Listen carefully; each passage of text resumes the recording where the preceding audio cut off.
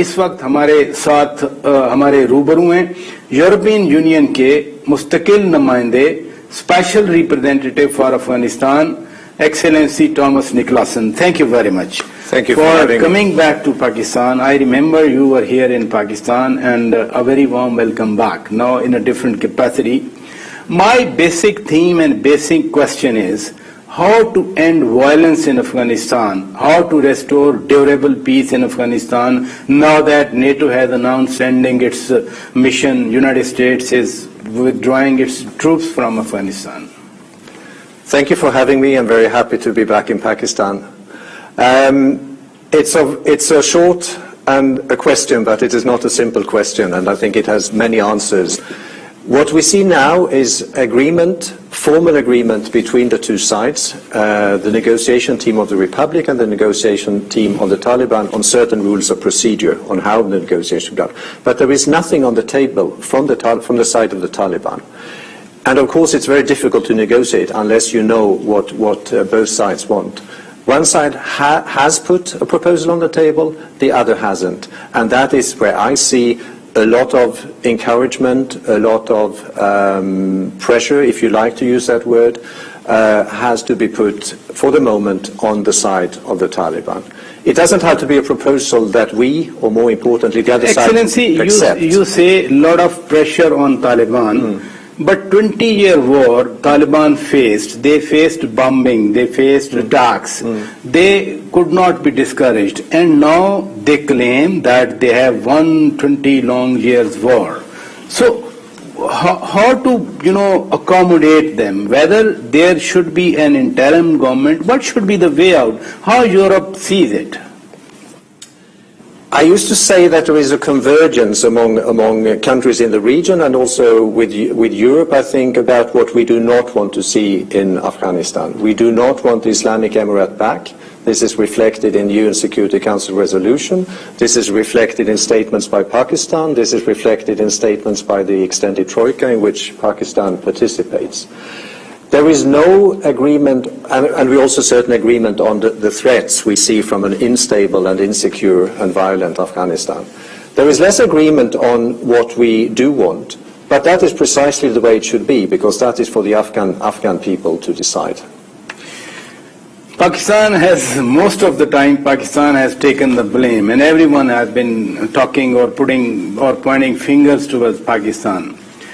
Whether Pakistan's concerns, for example, there have been widespread media reports that there is a militia being risen, that is reportedly being funded by India, for example. Spoiler's role Pakistan has been pointing out. Whether Europe is sensitive to Pakistan's concerns or not? I think Europe is sensitive to the concerns on both sides. Europe is sensitive to the mistrust which between the two countries, which makes it more difficult to find a solution. When I speak to colleagues here, Pakistani colleagues, they do refer to incidents or suspicion or allegations that there may be Indian involvement in Afghanistan. When I speak to colleagues in Kabul, I hear their concerns about Pakistani interests being exploited in Afghanistan. So it is certainly in Europe's interest to try to encourage in whatever way we can or help this mistrust to go away. This will not happen overnight, and very good efforts have been made. There was a visit by Prime Minister Khan in the autumn to Kabul. We see also an exchange at the highest level among the military people. Chief of Army Staff Bajwa went to Kabul, I think it was early May. And then there is, you talk about spoilers, then there is fallout and there is media reactions that sometimes hold back the process. So I think you need good statesmanship on both sides. And it's not easy, given the perception, but you need it on both sides to pursue and think, is this allegation, is this unsuitable comment really something that is worth fighting for, or is it really the common future of Afghanistan and Pakistan that we now should focus on? As you referred to Pakistani leadership, yes, it's a critical moment. Turkey has offered that in wake of withdrawal, they can handle Kabul airport. But Taliban reacted and they said foreigners for us are foreigners, whether whosoever they are. Now, Turkey is a NATO member. Turkey is a close ally of the Western alliance, you see. How do you see this situation can bubble up, I think it can bubble up in many ways, but I hope it doesn't. So it is important for us. It will be important for the EU. It will be important for other diplomatic missions, both for the local staff of those missions and for the international staff, that the airport remains open, that there's an adequate level of security in Kabul, that there is access to hospitals. So from that perspective, the offer of Turkey, and I haven't seen the details, I know discussions are ongoing, is welcome. But, there are talks are ongoing. The Taliban are in Doha. It is not people that are locked up somewhere and cannot communicate. They are very efficient in many ways, also in using public media and social media. So there may be different approaches to this that could work out. There is also perception here that whenever there is talk of negotiated settlement of Afghanistan, and obviously negotiated settlement mean give and take rule, But Europe in particular seems obsessed with Dr. Ashraf Ghani. Why that much focus on Dr. Ashraf Ghani inside Afghanistan?